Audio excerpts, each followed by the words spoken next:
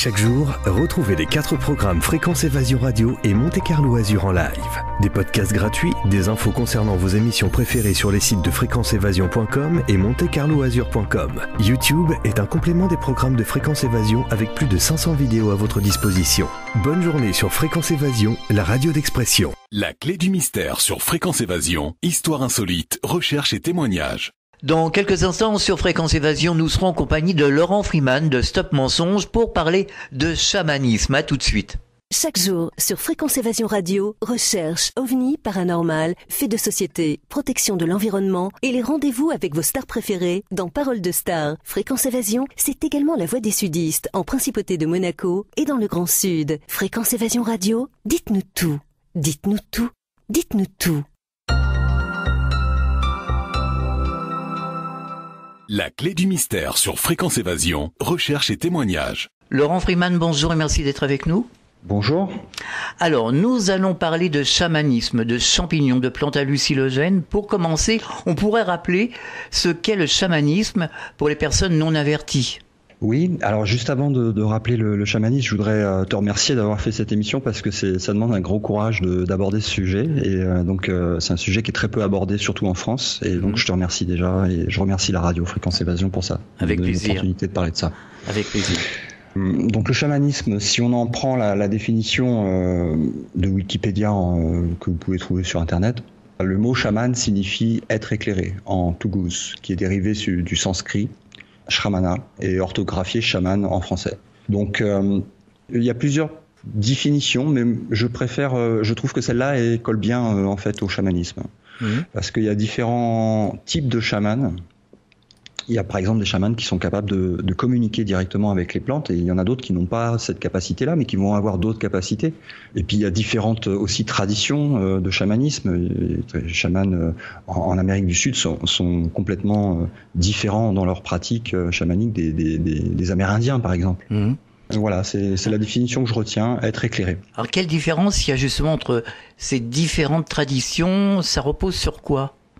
Je saurais pas faire l'historique de comment remonte chaque tradition chamanique dans chaque pays. Ça, je suis pas spécialiste là-dedans. Par contre, je sais, pour avoir vu différents types de chamans, que les pratiques sont totalement différentes. Des fois, ils utilisent des plantes totalement différentes, même souvent. Aux États-Unis, il y a des cactus qui sont utilisés. Il y a aussi des champignons. On va en parler largement dans cette émission. Ouais.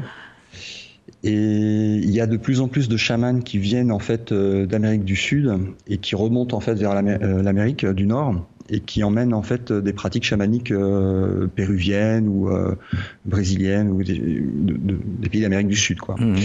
Et donc là, c'est plus ayahuasca. Et puis après, il y a d'autres encore pratiques avec des grenouilles qui ont des spores vénéneux, et le venin est utilisé aussi pour détoxifier le corps et apporter certaines libérations au niveau énergétique. Ça peut être des plantes, ça peut être des venins de certains animaux. La plupart du temps, c'est des plantes. Et voilà. Donc ici, aux États-Unis, il y a une énorme production en fait de champignons qui se trouvent, la plupart des cas, c'est Los Angeles et la côte ouest des États-Unis, on va dire. Ouais. Et en fait, je remarque dans les communautés dans lesquelles j'évolue, dans lesquelles il y a vraiment toutes les tranches d'âge. Ça va vraiment de la majorité jusqu'à et en fait. Il y a un remplacement en fait aux États-Unis des drogues dures petit à petit par en fait des plantes médicinales chamaniques. Ce qui est une très bonne chose parce que les jeunes en fait que je côtoie sont loin des standards qu'on voit à la télévision ou dans les présentations d'Hollywood et de l'américain moyen. Enfin, ceux qui vraiment démarrent en fait dans la recherche de la vérité à travers des pratiques chamaniques médicinales. Ils ont des ouvertures d'esprit et de conscience qui sont très développées, même à des âges jeunes, quoi. Et finalement, ce sont des plantes naturelles. Ça n'a pas été transformé, trafiqué. Non. Alors, il y a vraiment une grosse incompréhension dans beaucoup de pays, notamment en France. Parce que ça serait pas du tout le même discours si par exemple tu étais un journaliste péruvien et qu'on avait cette interview pour les Péruviens, ça aurait même pas de sens tellement c'est banal. C'est banal, ouais. Ouais. Oui, donc il y a énormément de mauvaises perceptions en fait de la pratique chamanique et des plantes que tu as qualifiées en début d'émission d'hallucinogènes. Ouais. J'ai dit hallucinogène pour que tout le monde comprenne. Non, mais il fallait que le mot soit prononcé parce qu'il faut en parler. Il faut en parler. Ceux qui savent en fait ce que font certaines plantes et ce qu'elles permettent d'atteindre en termes d'élévation de conscience, c'est pas bon pour ceux qui sont derrière le pouvoir, ce qu'on appelle le pouvoir de l'ombre en fait. Donc et je vais détailler en fait ce que je dis et je vais vous prouver, vous donner des références de ce que je dis. Si les gens se réveillent, évidemment, ça va être compliqué pour le pouvoir en place. Donc, ils ont intérêt à ce qu'ils restent endormis. Donc, comment est-ce qu'on fait pour aussi détourner les gens de pratiques qui pourraient leur permettre de s'éveiller ?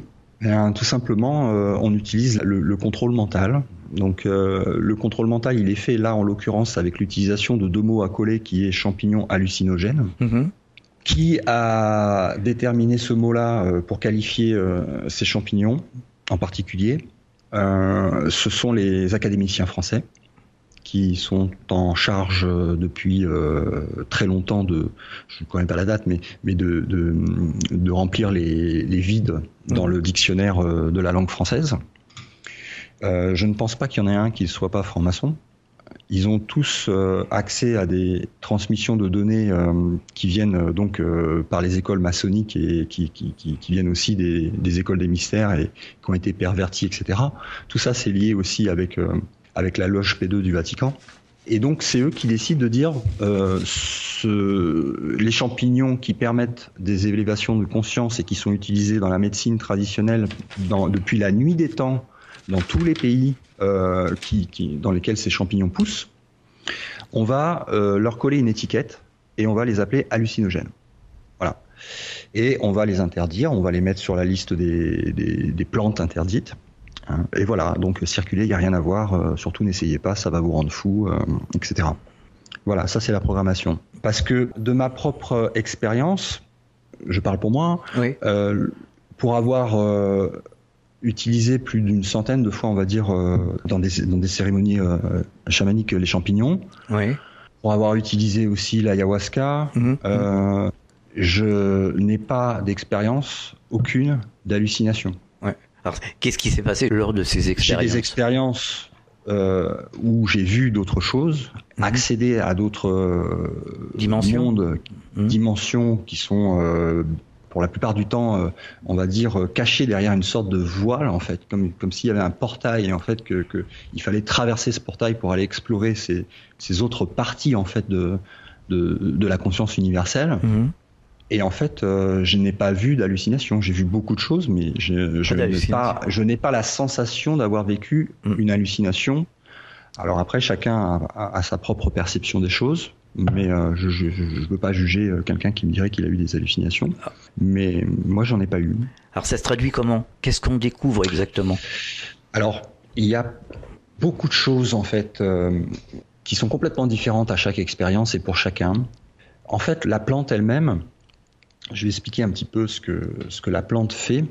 La plante a un composé chimique qui est très proche de enfin, je parle du champignon là, de la psilocybine en particulier, qui donc a une formule très proche de la DMT, de la dimethyltryptamine, qui est la molécule qui est sécrétée par la glande pinéale quand on s'endort et qui provoque les visions qu'on a pendant les rêves.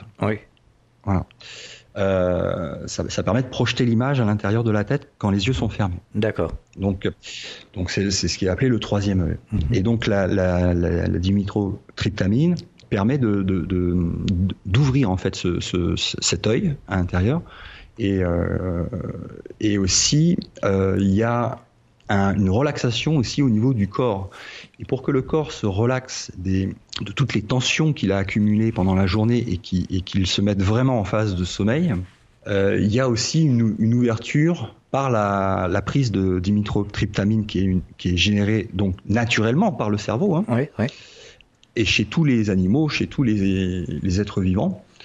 Et on retrouve de la DMT dans toutes les plantes, il faut le savoir, hein. La seule différence avec la psilocybine, c'est qu'il y a une plus forte concentration de cette molécule, mais sinon toutes les plantes contiennent de la DMT et tous les animaux aussi sécrètent de la DMT. C'est vraiment naturel. D'accord. Et donc pour que le corps se relaxe, il y a aussi une ouverture du chakra du cœur. Oui. Donc ce qui permet de détendre la poitrine et de rentrer en phase de sommeil. Donc en fait, quand les champignons sont pris dans la partie éveillée de notre journée, on va dire, enfin éveillé c'est un grand mot, mais enfin on va dire qu'on croit qu'on est éveillé, on a en fait une ouverture du chakra du cœur et de la glande pinéale qui est provoquée en dehors des phases de sommeil. Et donc on est en pleine conscience, puisqu'on ne dort pas, mais on a les portes qui s'ouvrent. Et donc, on va pouvoir explorer différentes choses. Mais il y a une intelligence derrière cela. Alors, je parle pas forcément de l'intelligence de la plante elle-même. Je parle de l'intelligence universelle qui profite en fait de l'ouverture de ces chakras, de cette connexion, pour essayer de communiquer un maximum d'informations, parce que on est dans une période où l'être incarné est réceptif. Il monte sur une vibration qui est plus haute, ses chakras sont mieux ouverts et il va pouvoir aller capter de l'information, voire passer des portails qui vont l'emmener dans des mondes spirituels où il va passer en dehors de ce qu'on appelle la matrice. On va juste faire une parenthèse pour les personnes qui ne sont pas au courant. Qu'est-ce que la matrice, brièvement ? Il y a plusieurs interprétations de ce qu'est la matrice. Il y a des gens qui croient que la matrice est artificielle et qu'elle est là pour uniquement nous embêter et nous maintenir prisonniers. Je ne crois pas en cette version. Moi, je pense que la matrice, elle est naturelle, elle existe. C'est un monde holographique, multidimensionnel, dans lequel on expérimente toutes sortes d'expériences comme là, celle qu'on est en train de faire sur Terre. Mais il y a une séparation entre l'hologramme et le monde, si je peux dire un peu plus réel, en fait, on va dire primordial, puisque nous, ici, on vit les effets, mais de l'autre côté, il y a un monde causal qui crée en fait ce qu'on va voir à l'intérieur de la matrice, et les expériences vont être appropriées pour chacun par rapport à sa propre évolution. Et dans ce sens-là, ces plantes qui sont sur Terre n'ont pas été mises là par hasard. Ces savoirs ne sont pas utilisés depuis des milliers d'années pour éveiller tout un tas de gens. Et au début, quand j'ai commencé en fait mes expériences chamaniques, je ne le savais pas. Je pensais que c'était une voie qui était complètement isolée en fait du monde chrétien occidental. Or, mes recherches m'ont prouvé que non, c'est pas du tout inconnu des civilisations occidentales, c'est même très très bien connu et très bien caché, puisque c'est caché à la face de tout le monde, puisque le Vatican recèle énormément de représentations, à la fois de la glande pinéale. Il y a une grosse statue qui représente la pomme de pin, qui est le symbole de la glande pinéale sur la place du Vatican. Mais il y a plein d'autres objets, symboles qui correspondent aux champignons. Et donc j'ai fait un article sur ça qui s'appelle « Dieu, Jésus, les religions, on a raté le message », dans lequel j'explique cela et je montre les preuves de ça. Je montre les photos de Jésus en train de méditer, de Jésus avec des champignons autour de lui, plein de photos de Jésus avec le symbole du caducée, la glande pinéale, des champignons. On voit même des champignons qui sont dans des cathédrales en France, dans les vitraux. On a tout un tas de preuves du fait qu'il y a énormément de références aux champignons, et selon les couleurs même dans certaines peintures, parce qu'il faut savoir que les peintres étaient des initiés, enfin les grands peintres même aujourd'hui sont des initiés et continuent de cacher à l'intérieur de leur tableau des codes. C'est des communications pour le futur et pour aussi ceux qui savent le lire. Dans les contes aussi, on voit beaucoup de champignons. Ouais. Dans les contes aussi. Alors il y a même les habits des évêques et des papes, etc., sont en forme de champignons. Il y a 2 fontaines sur la place du Vatican, sur la place principale. Les 2 fontaines sont en forme de champignons. En fait, il y a une tonne de preuves. Hein. Ceux qui veulent aller regardez l'article qui est sur Stop Mensonge dans la rubrique spiritualité, ou tapez champignons, vous allez le trouver dans le moteur de recherche de Stop Mensonge. Il y a des Américains qui ont passé des dizaines et des dizaines d'années à faire des investigations, écrire des bouquins entiers sur la relation entre le Vatican et les champignons. Je vais vous lire un passage que j'ai rajouté dans l'article. En 1970, John Allegro, le spécialiste des parchemins de la mer Morte, a utilisé sa connaissance experte des langues anciennes pour démontrer des références cachées aux champignons Amanita muscaria dans la Bible. L'ouvrage d'Allegro n'a pas été bien accueilli par l'établissement franc-maçonnique qui dépendait de la suppression des connaissances historiques pour garder leurs secrets en sécurité. Le magazine Time a qualifié le livre d'Allegro sur le sujet comme « les ravages psychédéliques d'un culte hippie ». Lorsque les adversaires recourent à l'appel d'insultes, c'est généralement un signe qu'ils ont perdu l'argument et que l'art de l'Église chrétienne montre que les chefs d'Église savaient déjà ce qu'Allegro avait si bien démontré. Laurent Freeman, on marque une pause, on revient dans quelques instants. C'est la clé du mystère sur Fréquence Évasion. Chaque jour sur Fréquence Évasion Radio, vos rendez-vous quotidiens. Écoutez Fréquence Évasion en téléchargeant l'application iPhone ou Android et retrouvez-nous sur www.fréquenceévasion.com. Infos, chroniques, interviews et détente. Fréquence Évasion Radio, dites-nous tout. Fréquence Évasion. Fréquence Évasion. La clé du mystère sur Fréquence Évasion, recherche et témoignages. Nous sommes de retour sur Fréquence Évasion, toujours en compagnie de notre invité Laurent Freeman pour parler de chamanisme. Alors justement, il y avait un article qui est paru dans Life Magazine qui relate la redécouverte des champignons et l'utilisation de champignons entre guillemets hallucinogènes dans un village indien de l'État du Mexique. C'était en juin 1955. Je ne connais pas. Mais c'était juste pour en parler. Donc il y a plein de preuves en fait que en fait le Vatican est très très très bien au courant de cette voie en fait de libération spirituelle. Parce que le problème qu'ils ont, c'est que la religion, c'est quoi ? La religion, c'est un intermédiaire entre chacun d'entre nous et Dieu. La spiritualité, il n'y a pas de middleman, il n'y a pas d'intermédiaire. C'est toi et Dieu direct. On est connecté directement, oui. C'est direct. Donc ça leur plaît pas. Ça leur plaît pas du tout. Donc c'est quelque chose qui cache et on comprend pourquoi il le cache vu le nombre de fois que Jésus est décrit avec des champignons autour de lui. Et il y a même un passage dans la Bible où il est dit qu'en fait Jésus, avant d'aller parler à son père, buvait un thé, une concoction. Mais au vu du nombre d'éléments qu'on a en notre possession qui montrent la corrélation entre le Vatican, Jésus et les champignons, on peut se demander, mais son thé, il était à quoi ? Ouais, bien sûr. Alors, pour ceux qui disent oui, mais on peut arriver au même résultat sans les champignons, je suis entièrement d'accord. Si vous voulez en fait prendre cette voie et chacun suit sa propre voie, il n'y a pas de problème, il n'y a pas de jugement. Il y a plein de façons d'arriver au chemin et le champignon n'est que un des nombreux outils. Tout comme la méditation, mais bon, c'est des outils quand même qui sont assez prépondérants partout dans toutes les civilisations quand on parle d'ascension et d'illumination et d'avancée spirituelle quand même.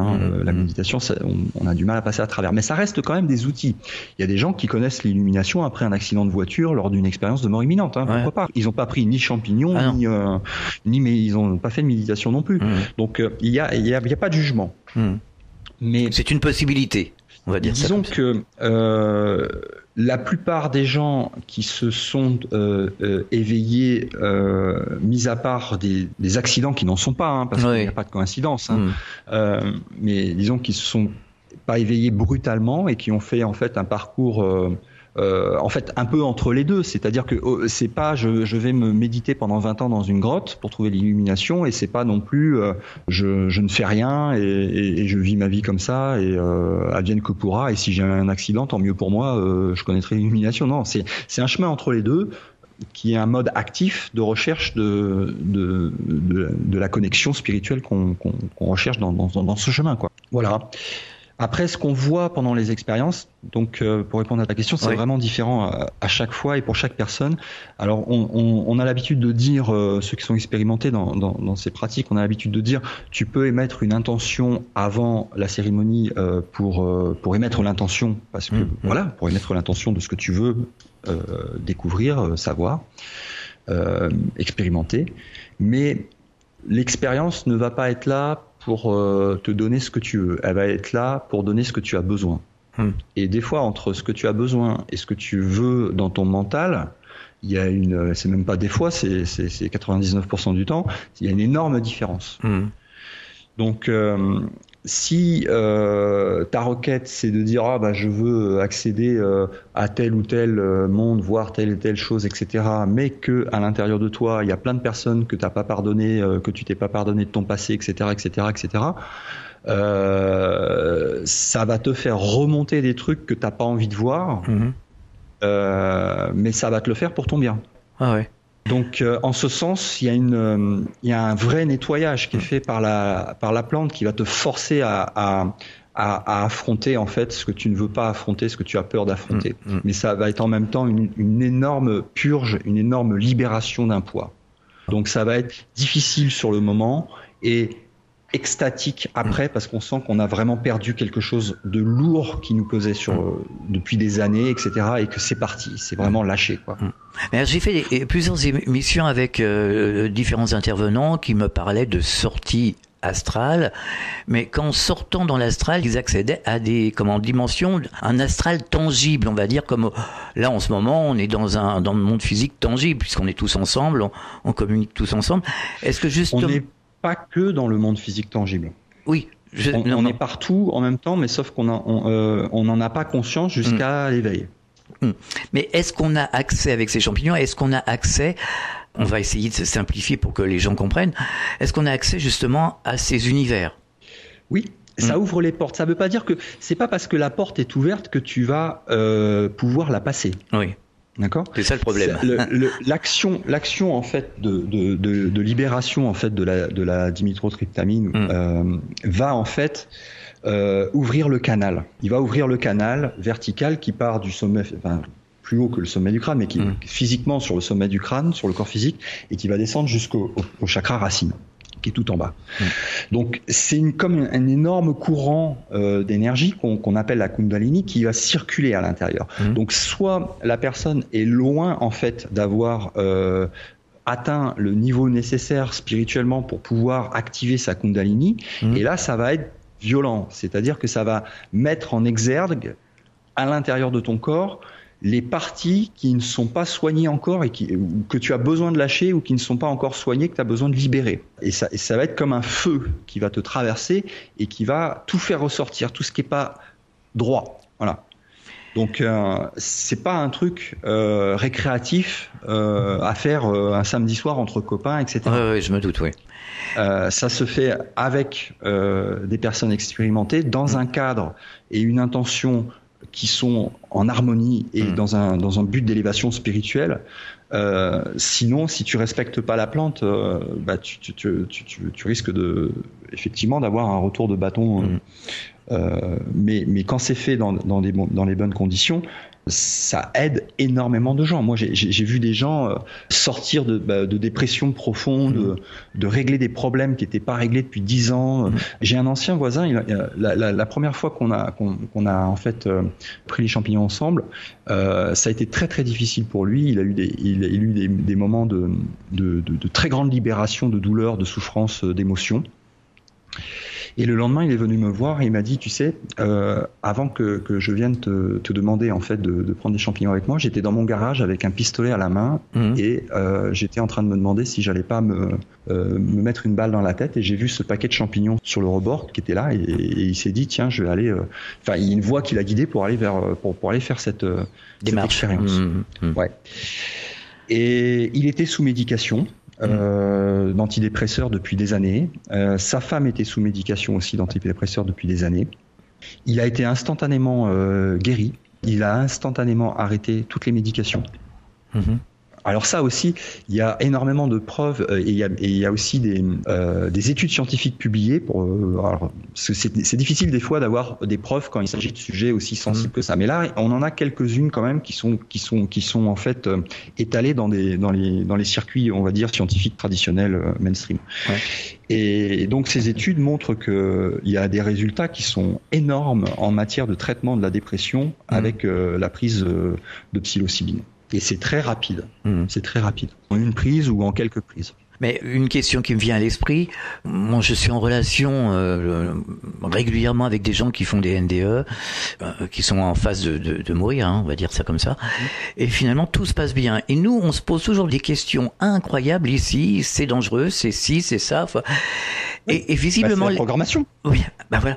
Parce que les gens qui font les NDE, qui partent de l'autre côté, ils n'ont aucun problème. Moi j'en connais aucun. Alors justement, pour continuer dans cette... Merci de me poser la question, c'est très intéressant cette remarque parce qu'on va parler d'un truc important. Les portes sont ouvertes. Ça ne veut pas dire qu'on les passe comme on veut. Je continue là-dessus. La porte qui sépare en fait le monde qu'on connaît ici et le monde spirituel qui est en dehors de la matrice, quand tu la traverses, tu as la sensation de mourir. Ouais. Tu as un total abandon de ton identité et de toute ta personne. C'est-à-dire que tu lâches prise totalement. C'est comme plonger à l'intérieur de son corps et savoir que ça y est, tu pars. Tu donnes ton accord. Ouais. Tu lâches tout. Tu ne sais pas si tu vas revenir. Tu pars. Ouais. Et en fait, cette porte, elle est traversée à ce moment-là. Donc, il y a beaucoup de gens qui ne sont pas prêts à traverser cette porte-là. Moi, je l'ai à la fois traversé des dizaines et des dizaines de fois, et j'ai à la fois vu d'autres personnes dans les groupes le traverser des centaines de fois, puisque les expériences qui sont rapportées après corroborent les miennes que j'ai expérimentées. Donc, on sait quand une personne a traversé certaines portes, entre autres cette porte-là qui est importante. D'accord. Donc, c'est tout à fait normal que ceux qui vivent des expériences de mort imminente vivent ça, puisqu'il y a une forte relâchement de diméthyltryptamine lors de la mort du corps physique. Donc, quand il y a des expériences comme ça qui sont très très fortes, même s'il n'y a pas une vraie mort physique, parce que le cordon d'argent est toujours attaché, il y a une grosse libération de diméthyltryptamine. Et donc, la porte est ouverte, et c'est là que on peut traverser. Alors, soit on peut passer par différents mondes, on va dire étapes, ou soit on peut remonter directement jusque tout en haut, c'est-à-dire jusqu'à la source. Après, c'est ce que les Indiens, dans le sanskrit, appellent le samadhi. C'est cet état de conscience où tout est un et en fait où tu es connecté à l'ensemble de l'univers et que tu es dans un amour inconditionnel et une connaissance infinie totale. En dehors de tout espace et de temps. C'est ce que Nicole Dron nous expliquait, que elle était... Tout en étant elle a dit, j'ai jamais perdu un seul instant le fait que je suis moi, Nicole, mais en étant moi, j'étais aussi le tout. Oui, parce qu'en fait, notre vraie, on va dire, identité, c'est observateur. Voilà, c'est ça notre vraie identité. On n'a pas de nom, on observe, et par nous, ça passe aussi une co-création, mais on peut être dans différents modes, mais en fait, quand tu remontes, on est plusieurs choses à la fois. En fait, c'est pas l'un ou l'autre. Et ça, c'est un gros problème avec la culture occidentale qui est basée, enfin même mondiale maintenant, qui est basée sur le mode binaire où il faut choisir. Est-ce que c'est blanc ou est-ce que c'est noir ? Eh ben non, désolé, ça marche pas comme ça. Dans la nature, dans l'univers et dans toute la conscience, ça ne marche pas comme ça. C'est pas binaire. C'est tétravalent, c'est-à-dire qu'on a à la fois la possibilité que ça soit blanc, à la fois la possibilité que ça soit noir, à la fois que ça soit la possibilité que ça soit et blanc et noir, et à la fois la possibilité que ça soit ni blanc ni noir. Il y a 4 possibilités toujours, dans toute chose. Et c'est ce que maintenant les physiciens quantiques admettent, et c'est pour ça que maintenant ils font des travaux sur les créations d'ordinateurs intelligence artificielle en mode tétravalent et non pas en mode binaire.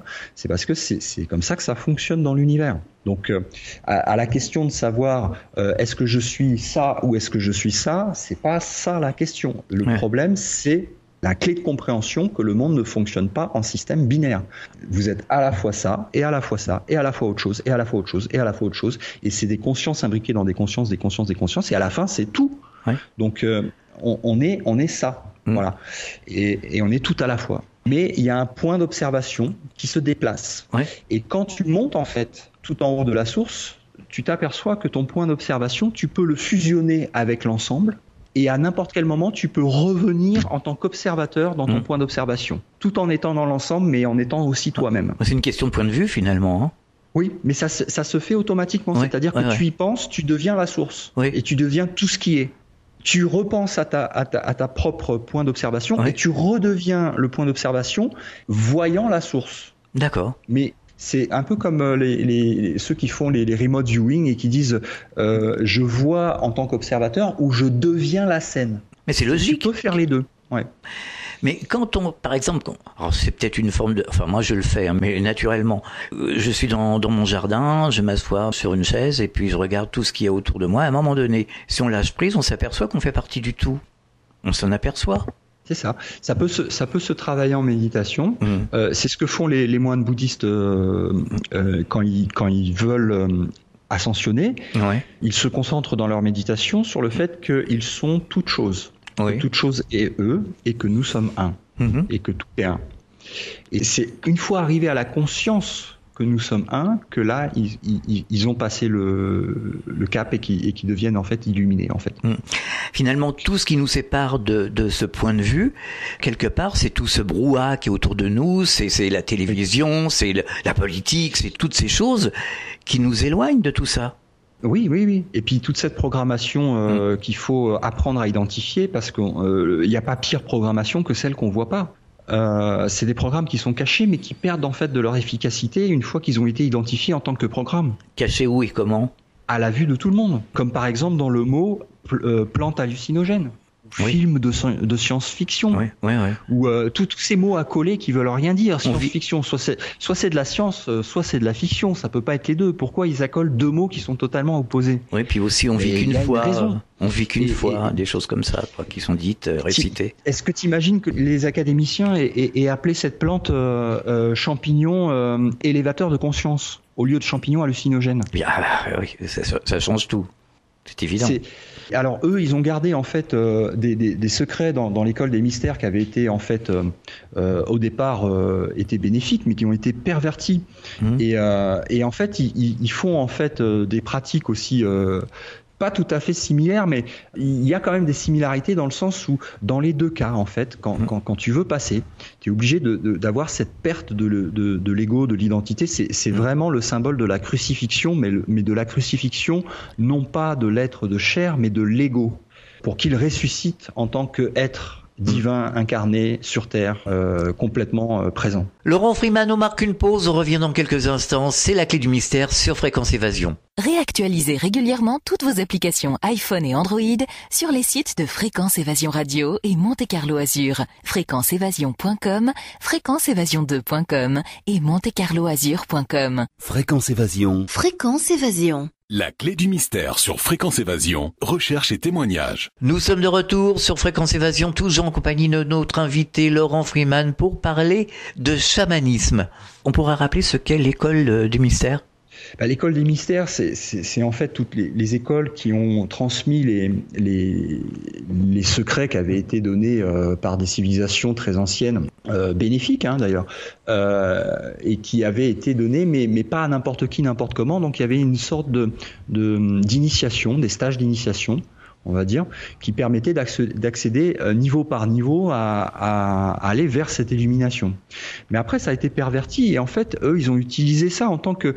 alors, vous pouvez penser à magie blanche, magie noire. On est aussi là-dedans. Ouais. Donc, les principes spirituels élévateurs qui ont été donnés par Jésus, Bouddha, au tout début de l'école des mystères, aussi par Thoth et d'autres, qui ont été repris après par Pythagore, chez les Grecs, il y a des enseignements qui sont bons, mais à l'intérieur, il y a eu des perversions qui ont été faites. Et ça a mené à des sociétés secrètes où, par exemple, les initiations pour pouvoir en fait accéder à ces niveaux de conscience supérieure, ça passait par la torture, par l'humiliation, par le fait d'enterrer quelqu'un pendant 3 jours sous terre, et puis si au bout de 3 jours il est toujours vivant, c'est qu'il a bien réussi sa méditation.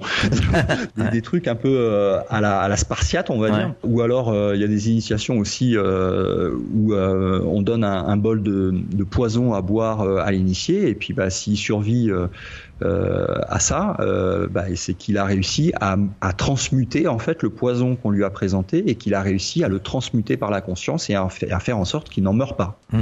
Donc c'est soit il passe le test, il est vivant, soit il passe pas le test, il est mort. Donc eux ils sont partis sur des trucs comme ça. Mais il y a d'autres, ça c'est la voie négative, c'est la voie du service à soi, c'est la voie négative. Après il y a des voies positives qui ont été données par des enseignements qui ont aussi été pervertis par la suite, mais on peut voir à l'intérieur quand même le message originel qui a été transmis par Jésus, par Bouddha, par Krishna et par d'autres, et s'intéresser aux autres, parce que justement il y en a beaucoup d'autres qui ont fait ces initiations, qui sont arrivés à ces niveaux de conscience et qui n'ont pas été aussi exposés, on va dire, médiatiquement comme l'ont été Jésus ou Bouddha.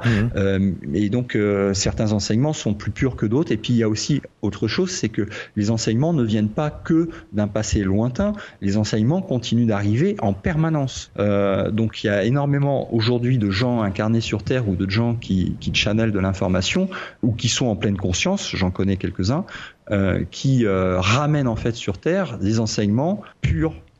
Il faut chercher, il faut démêler le vrai du faux. C'est un peu ce que je fais depuis que j'ai monté Stop Mensonge. Mais pour Monsieur Tout le Monde, il faut avoir du recul quand même. C'est ça le problème. Oui, mais alors après, croire qu'on va avancer sur son chemin spirituel en lisant des bouquins et en regardant des vidéos, il y a un moment, faut être sérieux, quoi.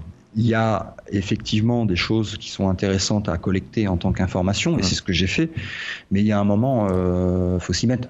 Un chemin spirituel, effectivement, oui, tu vas affronter toutes tes peurs, y compris la peur de la mort. Donc ça, oui. Donc si t'es pas prêt, tu l'admets. Mais si tu vas, il y a pas de retour en arrière. Quand t'es parti, c'est une fois que tu commences à avoir toi-même les preuves te sont apportées par ta propre expérimentation, que ce soit avec des séances chamaniques, que ce soit avec des méditations, que ce soit par des expériences de mort imminente ou autre, et que tu as les preuves pour toi, mais que tu ne peux pas apporter aux autres. Mais tu n'es pas là pour donner les preuves aux autres. Tu es là pour ton propre chemin spirituel. Donc une fois que tu as tes propres preuves et que tu es sur le chemin, alors au début, avant d'avoir les preuves, il faut quand même avoir un minimum de foi, parce que tu vas pas. C'est-à-dire que c'est pas en attendant que les preuves vont arriver et que finalement ça va te donner la foi. Non. C'est parce que tu as la foi que tu vas aller chercher les preuves et que derrière ça va confirmer ta foi. Mais c'est pas dans l'autre sens, si tu veux. Donc oui, une fois que tu as démarré et que tu atteins ton petit niveau, quel qu'il soit, et quelle que soit l'expérience de confirmation que tu vis à l'intérieur de toi, il n'y a plus de retour en arrière possible. Tu sais que c'est vrai, et tu l'as expérimenté, tu sais. Et donc, t'y vas, parce que tu comprends enfin les enseignements qui ont été pervertis.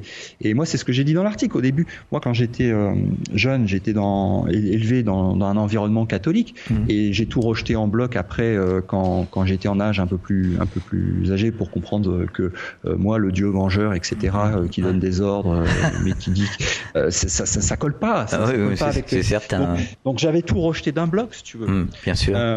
Mais c'est ce qu'ils veulent, et c'est ce qu'ils font, c'est ce qu'ils programment dans les gens, en mettant des religions aussi perverties que les religions le sont à l'heure actuelle. Alors il y a des bonnes choses, encore une fois, dans les religions, et il y a des gens qui trouvent leur chemin à travers la religion. Ça, je le nie pas. Mais il y a aussi beaucoup de gens qui sont comme moi, on va dire, échaudés par la religion, et qui rejettent tout d'un bloc, et du coup ça fait des gens qui sont complètement endormis et qui sont pas en phase d'éveil, quoi. Parce que si tu veux te réveiller, il faut te retourner vers toi, et te retourner vers toi, c'est te retourner vers Dieu. Ah mais moi j'ai tout rejeté d'un bloc. J'avais 8 ans, pas plus. J'ai tout rejeté d'un bloc, et je me suis dit tout ça c'est de la foutaise, et je me suis dit il y a quelque chose, je vais le découvrir. Voilà, c'est tout. J'avais 8 ans. Ouais. Donc, je savais qu'il y avait autre chose au-delà des religions, et je savais que les religions, en aucun cas, répondraient à mes questions. Au contraire. Mais alors, il y a un truc en France quand même qui est très atypique, très particulier, c'est qu'il y a vraiment... on le voit dans plusieurs domaines. C'est vraiment très contrôlé, la France. Le contrôle mental qu'il y a eu pour les Français, en particulier dans la langue française et avec l'institution maçonnique qui est derrière, ça a été vraiment très très dur en programmation.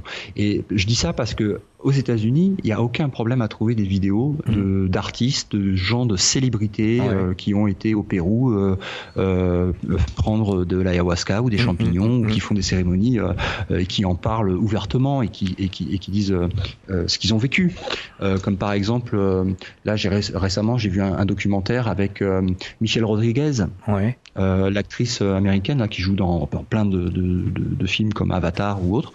Elle joue aussi dans Fast and Furious. Elle est face caméra, elle prend ce que les Français appellent des plantes hallucinogènes et il y a plein de chefs d'entreprise, c'est tous les niveaux sociaux, c'est des politiciens, des écrivains. Graham Hancock, il a fait, je crois, 8 séances d'ayahuasca ou 10 séances d'ayahuasca. Voilà, ça veut pas dire que il va en avoir besoin après pour la suite de son chemin. Ça peut être juste une aide ponctuelle pour répondre à certaines questions, pour activer certaines choses en lui qui vont lui permettre d'accéder au reste et continuer le reste du chemin sans avoir à prendre aucun champignon, aucune ayahuasca, etc. Il y a la majorité en fait des gens qui font en fait ces séances chamaniques, ils s'arrêtent au bout en général de 3, 4 fois, des fois 10 fois, mais c'est pas tout le monde qui régulièrement, tout le temps, continue dans l'expérimentation de pousser les limites de la conscience et du réveil spirituel, quoi. Mais il y en a de plus en plus. Chez nous, il y avait la présidente, il me semble, de Yans France, Evelyne Sarah-Mercier, qui avait fait ce genre d'expérience. C'est possible. Ouais. Mais en tout cas, j'ai jamais vu d'expérience négative dans le sens où on pourrait se l'imaginer. Chaque expérience, y compris celles qui sont plus ou moins douloureuses, était très très bénéfique. Et pour vous donner une idée, j'ai dû voir en tout peut-être 1000 personnes sur 5 ans, quand même, peut-être pas 1000, mais enfin peut-être 500, on va dire, avec qui j'ai pu interagir, pas forcément créer des liens, mais j'ai jamais, je dirais que j'ai dû voir peut-être 2-3% de cas où c'était un passage difficile. Mais ceux qui ont eu ce passage difficile, après coup, ils étaient vraiment contents d'avoir passé ça, vraiment libérés. Finalement, c'est comme moi avec les expérienceurs de NDE, j'ai eu en 25 ans, aucun témoignage négatif, au contraire. Donc voilà, après faites votre choix, croyez soit les francs-maçons et les psychiatres et les gouvernements et l'Académie française, voilà, ou soit expérimentez et voyez par vous-même ce qu'il en est, quoi. Et attention, ne faites pas n'importe comment, voilà, c'est le mot que je voulais dire. Alors quels sont les véritables objectifs d'un chaman ? Les objectifs d'un chaman, c'est de partager l'information. Alors l'information, que ce soit sous la forme de médecine par des plantes, parce que c'est pas forcément que des prises de plantes qui vont nous mettre dans des états de conscience avancés. Le chamanisme, c'est aussi de savoir aussi interagir et communiquer avec quelles sont les plantes, quels sont les minéraux qui vont être utilisés, quelles sont les techniques de vision, de soins énergétiques qui vont être utilisés, etc. Donc voilà, c'est des gens plus éveillés, on va dire, et qui ont des interactions avec les différents royaumes, que ce soit animal, végétal, minéral, spirituel. Alors on dit que le champignon ou la plante utilisée nous emmène dans le plan vibratoire correspondant à la plante ou au champignon, c'est vrai ? Non, je suis pas d'accord avec ça. Je le vois vraiment comme une ouverture de porte. Là où ça emmène la personne, ça va être en fonction de sa vibration et de ce qu'elle a besoin par rapport à sa propre évolution spirituelle. C'est-à-dire que la façon dont je vois en fait l'esprit supérieur qui se dit « Ah chouette, les portes sont ouvertes, on va pouvoir travailler plus efficacement. Je vais régler ci, je vais régler ça physiquement, énergétiquement, etc. » Des fois ça peut faire bobo. Je vais faire ressortir ci, je vais faire ressortir ça, je vais l'amener à comprendre ci, à comprendre ça. C'est comme une petite visite guidée en fait, mais qui correspond vraiment à l'état d'avancée spirituelle là où la personne en est. Donc les mêmes champignons vont provoquer des effets totalement différents chez chaque participant. Par contre, il peut y avoir des lieux qui vont être visités, qui vont être identiques si deux personnes dans le groupe sont sur à peu près le même taux vibratoire et décident de passer le même portail. Là, ils vont se retrouver dans le même endroit. Bien sûr. Alors après, encore avec des expériences différentes, mais quand même dans la description, on comprend que c'est le même endroit. Il n'y a pas de problème, c'est vraiment le même endroit. Si on peut appeler ça un endroit. Ouais. C'est comme ici, hein. C'est la même chose. Est-ce qu'il y a des dangers à utiliser ces plantes ou ces champignons ? Alors, moi, j'ai pas connu d'accident. J'ai pas non plus lu d'accident. Et sur toutes les vidéos que j'ai pu voir, j'en ai pas vu. Je ne pense pas que ça soit dangereux. Je pense que c'est dangereux pour l'ego. Donc oui, effectivement, pour ça c'est dangereux, ouais. Je pense que c'est dangereux pour l'État. Je pense que c'est dangereux pour les gouvernements qui sont derrière les gouvernements, les vrais gouvernements. Ça, oui. Je pense que rien n'est dangereux. J'ai traversé tellement de fois en fait cette porte dont on parlait tout à l'heure que la peur de mourir n'existe pas, n'existe plus. Elle a aucune résonance, Ouais. Donc, qu'est-ce qui est dangereux, monsieur ? Quelle est ta définition de dangereux ? Bah oui, non, mais je suis tout à fait d'accord. J'ai fait une émission il y a quelques jours avec une personne, une intervenante, qui me disait attention, c'est très dangereux d'aller dans l'astral, c'est très. Alors je lui ai répondu, vous savez, c'est très dangereux aussi de prendre sa voiture et d'aller faire ses courses au supermarché du coin. Oui, il y a plein de choses qui sont beaucoup plus dangereuses que de prendre des champignons. Je veux dire, prendre des médicaments. Vous avez une prescription médicale pour je sais pas, pour du diabète ou vous prenez des vaccins ou n'importe quoi. C'est 100 fois plus dangereux que n'importe quelle prise de champignons. Si tu compares le nombre, c'est pas comparable parce que on n'a pas les statistiques. Et on n'a pas les statistiques parce que évidemment qu'il faut pas les statistiques. Il faut surtout pas en parler. Et c'est pour ça que je te remercie encore d'avoir ouvert ce sujet pour l'audience francophone parce que c'est vraiment un sujet tabou et je conseille à toutes les personnes qui regardent cette émission de l'enregistrer au cas où parce que c'est vraiment un sujet tabou quoi. De toute façon, toute chose, que ce soit ici ou ailleurs, toute chose doit être faite en conscience. Oui. Le danger, c'est de mélanger en fait plusieurs drogues différentes dans un endroit festif avec des amis et de l'alcool. Ça c'est dangereux. Et puis derrière de prendre le volant ou de faire ça sur le bord d'une falaise. Quoi. Ça c'est extrêmement dangereux. Voilà, tu te mets dans un environnement qui est calme, serein, dans lequel t'es pas embêté, avec de la bonne musique, de l'encens, une musique qui vibratoirement va t'élever. T'écoutes pas du heavy metal, t'écoutes pas des trucs comme ça, et il y a une intention qui est derrière, il y a un chaman expérimenté un ou plusieurs qui sont là pour guider. Alors après les gens vont dire oui mais je connais pas de chaman. Ah non mais quand tu cherches tu trouves. Quand tu veux les choses se présentent à toi. C'est des synchronicités qui vont arriver. À partir du moment où tu déclares vraiment l'intention, t'inquiète pas que le chaman tu vas le trouver, l'occasion tu vas la trouver. Et il y a des chamans en France même, j'en connais. Oui. Voilà. Qui sont même médecins en plus. Hein. Ouais. Moi, j'ai des personnes tellement conscientes de l'importance de cette plante dans une utilisation adéquate, qui sont actuellement, qui en font pousser et les distribuent gratuitement. Mais ils les distribuent gratuitement uniquement à des personnes qui ont un état de conscience suffisamment élevé pour ne pas l'utiliser et ne pas la distribuer n'importe comment. Laurent Freeman, on marque une pause, on revient dans quelques instants. C'est la clé du mystère sur Fréquence Évasion. Chaque jour, sur Fréquence Évasion Radio, recherche, ovni, paranormal, faits de société, protection de l'environnement et les rendez-vous avec vos stars préférées dans Parole de Stars. Fréquence Évasion, c'est également la voix des sudistes en Principauté de Monaco et dans le Grand Sud. Fréquence Évasion Radio, dites-nous tout. Dites-nous tout. Dites-nous tout.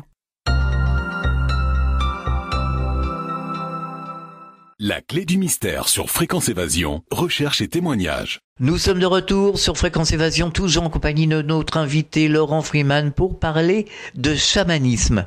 Alors justement, je suppose que si on n'est pas chaman, averti, il faut être initié, voire accompagné, enfin se faire guider. Oui. Alors, Voilà, moi maintenant je mène des cérémonies, mais c'est parce que j'en ai fait beaucoup. Et après, c'est vrai que au début, il y a besoin d'être initié, de comprendre comment ça fonctionne, etc. Quelles sont les différentes phases que les gens peuvent avoir. Est-ce qu'il faut interagir avec eux et les aider si on voit qu'il y a une peine qui est en train de se libérer ou pas, ou est-ce qu'il faut les laisser justement exprimer cette peine jusqu'au bout et juste leur envoyer de la compassion. Donc il y a tout un tas de choses en fait à comprendre. Et après, c'est aussi intuitif parce que plus tu es connecté, plus tu sais, plus tu deviens en fait cette personne éveillée et donc le chaman, en accord avec les définitions qui est donnée sur Wikipédia. Donc, c'est chercher le chaman d'abord extérieur qui va vous initier afin de pouvoir un jour trouver le chaman qui est en vous. D'accord. C'est une chaîne d'entraide pour ouvrir en fait le cœur, faire comprendre des principes spirituels, montrer en fait l'envers du décor, parce que le problème sur Terre, c'est que on a, quand je dis on, c'est la population en général, les 99,99% qui n'ont pas en fait cette connexion spirituelle établie vraiment de façon claire et nette. On est comme des fourmis sur Terre en train de regarder la Lune et on voit en fait juste une face de la réalité, on voit juste une face de la Lune. Et le mental, avec une toute petite partie de l'information qui est donc tronquée, va essayer d'échafauder un plan pour essayer de comprendre et de se projeter dans l'avenir pour savoir comment ça fonctionne et ce qu'on va faire. Mais c'est un truc hallucinant. Alors que quand tu passes de l'autre côté, si tu veux, tu as la vision totale et tu as la compréhension des causes et des effets. Et tu comprends la balance extraordinairement équilibrée et parfaite qu'est la conscience universelle. C'est une magnificence de beauté, d'amour et d'intelligence. Et quand tu es là, tu as un abandon total de tes peurs, de tes systèmes de croyances, de tous tes systèmes de croyances, de ton identité, de ton tout. Tu lâches tout et tu es témoin de la majesté de la création et de la majesté aussi dans toutes tes propres expériences, même les plus douloureuses, de la beauté, de l'amour qu'il y a derrière et du bienfait qui est donné derrière dans le causal et dont tu as juste expérimenté les effets. C'est ce que disait Nicole Dron, il y avait un ordre en tout. Il y a un ordre en tout. Il y a un ordre en tout et tant que les gens ne traversent pas peu importe le moyen qu'ils utilisent, aujourd'hui on parle de champignons, mais peu importe le moyen que vous utilisez, tant que les gens ne traversent pas et n'ont pas cette vision globale d'ensemble, ils seront dans l'illusion la plus totale, le délire le plus total, que ce soit à la fois sur la vie qui les entoure et à la fois sur leur propre identité et ce qu'ils sont vraiment. Parce que finalement, l'expérience ici, c'est pas un problème, on pourrait faire des choses magnifiques. C'est le fait qu'on ne soit plus connecté. Enfin, on est connecté, mais je veux dire qu'on n'ait plus conscience de la connexion avec la source. C'est ça le problème. Oui, c'est comme un tuyau en fait, et il y aurait un endroit du tuyau qui serait très fin en fait, et en mode on va dire un peu normal. Voilà. Il y a un fin filet qui passe d'informations et d'énergie on va dire, et qui donne quelques intuitions par-ci par-là, quelques rêves aussi, quelques guidances de temps en temps, des voix aussi de temps en temps, mais c'est le faisceau est très très faible et il va être activé dans certaines périodes où on va avoir une élévation plus élevée, etc. Comme par exemple quand on tombe amoureux, ou des choses comme ça. Mais après, le problème, c'est que c'est les montagnes russes, parce que il y a tellement de programmation, il y a tellement de problèmes qui ont été rapportés au niveau peine, souffrance, qui n'ont pas été évacués, les émotions, les énergies sexuelles, les énergies du chakra de la gorge, tout est tellement perturbé chez les gens sur Terre, et tout le système est fait pour garder les gens dans cette perturbation, pour qu'ils ne se connectent pas. Parce que s'ils étaient connectés, ils seraient réveillés. S'ils étaient réveillés, ils ne paieraient pas leurs impôts. Si on était connectés, si on avait conscience, ils n'iraient pas. Plus besoin de religion, plus besoin de politique, plus besoin, on serait autonome. Tu peux pas. Si t'es éveillé, c'est fini, game over. C'est ça. Le jeu est terminé, quoi. en tout cas dans le jeu dualité, de te montrer en face toutes tes peurs, de te rajouter des peurs sur des peurs sur des peurs, des mensonges sur des mensonges, des couches. Il y a un moment quand tu te libères de tout ça et que tu passes de l'autre côté et que tu reviens, tu comprends en fait le bienfait de pourquoi on t'a pressurisé comme ça jusqu'à ce que tu éclates, jusqu'à ce qu'il n'y ait plus aucune partie de toi qui soit capable de se recoller pour que tu lâches tout et que tu puisses traverser. Ouais, c'est la grande libération à ce moment-là. Hein. C'est la grande libération. C'est la crucifixion de l'ego. C'est le papillon, c'est qui devient papillon. C'est ça. C'est la transmutation. Moi, je pars du principe que l'incarnation, on n'est pas là pour souffrir. On est là pour expérimenter des choses, et ça peut être des choses, ça peut être la musique, ça peut être les arts. Pas là pour souffrir. Mais pour moi, il y a deux voies d'expérimentation. Ouais. C'est soit la sagesse et la pratique de la spiritualité, soit la souffrance. Parce que dans les deux cas, ça va amener sur le même chemin. On est tous dans le même chemin, que l'on le veuille ou non. On est tous sur un chemin spirituel. Vous pouvez avoir le meilleur rejet possible de Dieu, de aucune croyance de ce que vous voulez. Peu importe, vous êtes dans un chemin spirituel et ça va vous amener au même point que n'importe qui, même le moine qui travaille pendant 20 ans sur sa méditation. Et ça va vous amener sur le même chemin, sauf que le chemin sera différent et votre expérimentation va être différente. Et les embûches qui vont être sur le chemin pour faire lâcher certains trucs qui sont obligés d'être lâchés pendant ce chemin, eh ben, ça peut être soit dans la douceur, soit dans la violence. Chacun choisit son chemin. Qu'est-ce qu'on pourrait dire d'autre justement sur les champignons et les plantes qui accompagnent le chamanisme ? Qu'est-ce qu'on pourrait dire ? Terminé. Moi, je pense qu'il faut recevoir l'appel. Il y a un moment dans son chemin spirituel, il faut être appelé. Si on ne le sent pas, on ne le sent pas. Il y a un moment où on le sent, on est appelé à le faire et on est dans une vraie démarche parce que c'est guidé par l'esprit supérieur. Et c'est là que ça va être vraiment le plus bénéfique possible. D'accord. C'est le conseil que je donnerais. Après, sur les plantes elles-mêmes, juste ne vous improvisez pas expert dans un domaine que vous connaissez pas, surtout au départ. Et puis faites des recherches sur les gens avec qui vous allez faire votre première expérience. Il faut qu'il vous soit recommandé. Quelques bonnes synchronicités, ça peut aider aussi à confirmer que ça va être la personne qui va vous aider. Et puis ne croyez personne, ni moi ni personne, et voyez par vous-même. Se renseigner, se faire guider. Voilà. Des projets pour Stop Mensonge ? Oui, c'est une période un peu compliquée pour moi, mais j'en profite pour prendre un peu des vacances parce que c'est vrai que j'en prends pas souvent. Oui, on a besoin. Mais c'est un petit peu compliqué pour moi parce que justement, Stop Mensonge m'oblige en fait à rester dans le domaine géopolitique et d'aller poster des articles qui sont pas des articles d'éveil, qui sont des articles, on va dire, sur la géopolitique ou d'autres sujets qui sont vus d'un point de vue, on va dire, le plus pertinent possible, plus éveillé possible. Mais ça me force en fait à aller à avoir en fait le cul entre deux chaises, en fait, on va dire. Oui, mais quelque part, est-ce qu'on peut pas prendre les choses basiques d'ici, l'information, pour justement essayer de faire un travail et puis ne pas prendre parti finalement, être carrément en recul, ne pas être vraiment concerné ? Oui, disons que c'est bien qu'il y ait des. De toute façon, c'est comme ça que ça fonctionne. Il y a des étapes. Chacun est à son niveau et chacun est parfait au niveau auquel il est, parce qu'on a chacun des choses différentes à apprendre et à partager.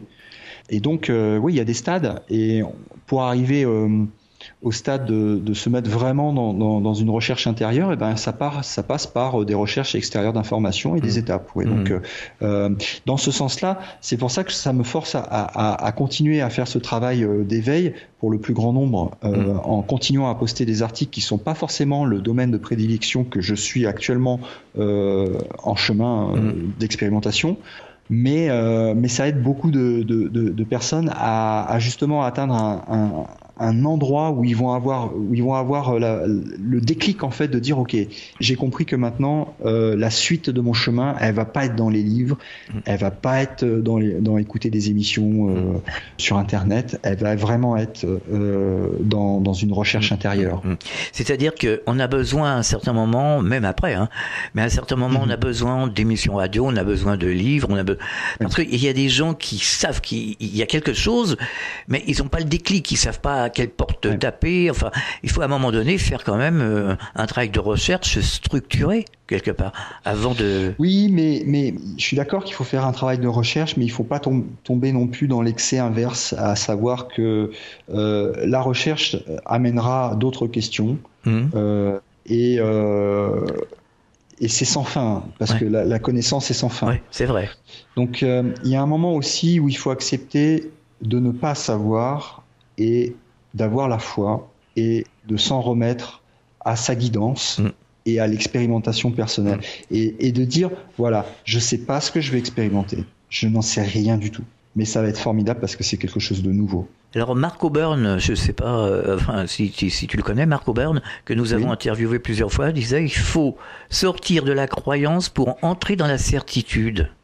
Je pense que il y a des étapes et je juge pas les différentes étapes. Il y a des étapes de croyance, il y a des étapes d'intégration par l'expérimentation et où ça devient des certitudes. L'un menant à l'autre. Mais il y a une étape qu'il ne faut pas oublier et qui a été rejetée comme moi, je l'ai rejetée, comme toi tu l'as rejetée, comme beaucoup de gens qui nous écoutent l'ont rejetée. Parce qu'on a rejeté l'ensemble de la religion, on a jeté le bébé avec l'eau du bain, mais c'est la foi. La foi, c'est vraiment l'examen de passage de l'être non éveillé à l'être éveillé. C'est s'en remettre au divin et à la perfection sans attendre justement de preuves. Et par ce chemin de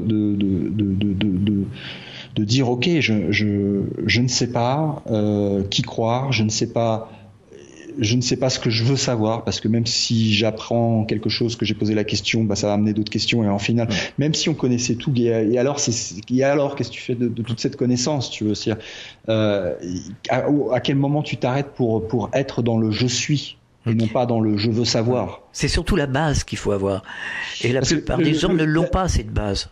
Ouais. La base, elle est importante à acquérir. Il faut aller la chercher alors, souvent, les gens vont commencer leur chemin spirituel par des expériences très douloureuses. Moi, c'est ce qui m'est arrivé. Moi, j'ai vécu 12 ans de dépression avant de lâcher l'affaire et de commencer à chercher les solutions, les réponses à mes questions en dehors de cette matrice humaine, on va dire, je la réduire à l'humanité parce que on voit qu'une face de la lune, donc les réponses sont pas là, il y a trop de réponses différentes pour que je sache avec 100% de certitude que un tel dit la vérité par rapport à l'autre. Il y a des choses quand même qui résonnent de plus en moi sur certaines informations, mais la seule et unique façon de savoir ce qui se passe, c'est d'aller expérimenter. Tout à fait. Il y a un moment, il faut fermer le bouquin, quoi. Faut plonger à l'intérieur de ce qu'on veut pas voir. Alors je suppose que toutes les informations on les retrouve sur le site de Stop Mensonge. Alors, c'est www.stopmensonge.com, c'est bien ça? Oui, et j'ai plus développé sur la partie champignons, Vatican, Jésus dans un article qui s'appelle, que j'ai lu un passage tout à l'heure, qui s'appelle Dieu, Jésus, les religions. Oui. 3 petits points, on a raté le message. D'accord. Donc je pense qu'en tapant ça dans Google, il n'y a pas de problème, on tombe direct dessus. Dieu, Jésus, les religions, on a raté le message. Et vous allez tomber sur les fesses quand vous allez voir ce que vous allez voir et les références qui sont données dedans. Entendu. Laurent Freeman, merci et à très bientôt et bonnes vacances en tout cas. À très bientôt. Merci à toi, à très bientôt. Au revoir. Fréquence Évasion.